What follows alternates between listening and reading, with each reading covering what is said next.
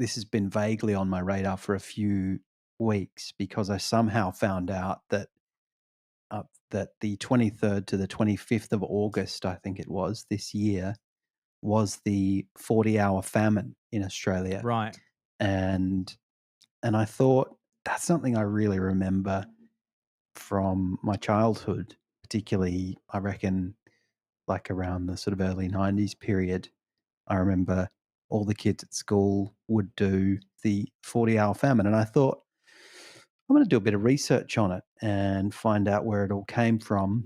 And I realized, because I thought, to what extent is this just an Australian thing? And I realized it seems particularly prominent in Australia and New Zealand. And us in New Zealand do in particular the 40-hour famine, which is a World Vision fundraiser. Yeah.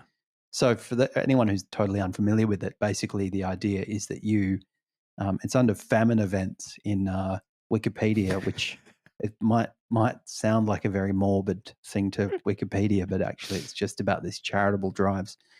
It says, localized events are voluntary fasting for 30 or 40 hours, depending on the region, to raise money and awareness for world hunger.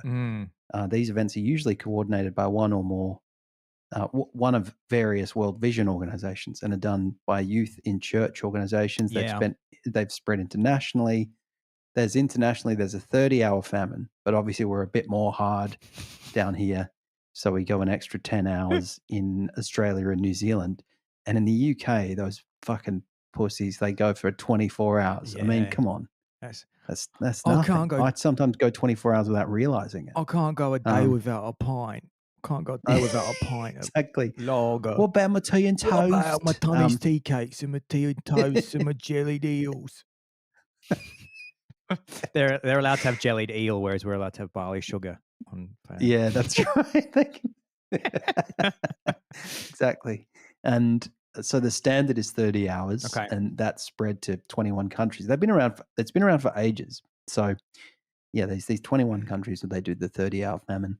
Then there's an additional 10 hours here. And of course, as it's gone on, it's become it's been watered down because we live in the age of people being a bit coddled. Yeah. And so, these days, everyone's freaks out that if you stop eating for 40 hours, you go into cardiac arrest or something. So there's various different, initially I thought, well, that sort of seemed like in this age, it might have gone out of fashion altogether. Yeah. It's still around. And John, there are these just for our international listeners, the idea is basically you as a person, you say, I'm not going to eat for 24 hours, or in Australia, I'm not going to eat for 40 hours. Who will sponsor me to not eat for 40 that's hours? right. Like That's how you raise money. I'm collecting money for kids starving kids in Africa. I tell everybody, hey, I'm going to do this challenge. I'm not going to eat for 40 hours. Will you sponsor that? The money exactly goes to Africa. Yeah. And I think the reason I got reminded of it, apart from the fact that it happened recently, was there's this meme that occasionally pops up in my feed where they interview this Australian kid who's just finished it.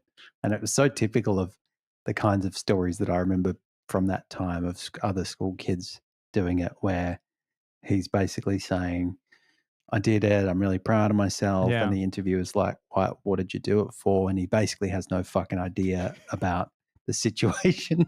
I know that video. Oh, they're in Africa or Asia or something, and they're starving or whatever. Thanks. The main reason I did the 40-hour famine was to raise money for the starving people in, can't remember where, but also just to be a part of the famine and just feeling hungry or whatever. And I always thought it was a bit odd because, it's like, well, you don't, like, why don't you just give money or raise money for the starving people? You don't need to kind of pretend starve. That seems distasteful. It does. Like, why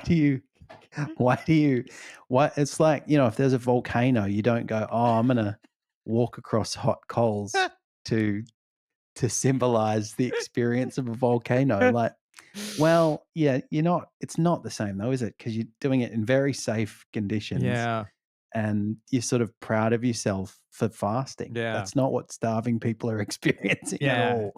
For some for Um, like if you were raising money for, water sanitation and stuff in Africa, you wouldn't take a whole bunch of stuff to give you diarrhea and say, "Everybody, ex I'm trying to just," yeah. like, keep people in Africa have life-threatening diarrhea where they lose all their fluids Mm, because there's waterborne diseases that could be easily controlled, and I'm raising money to purify wells, yeah.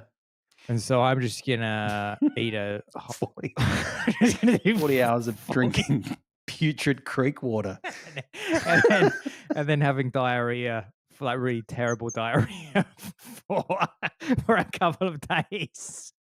I'll eat a Exactly. I'll eat a couple of barley sugar, but apart from that, I'm just gonna have really bad diarrhea.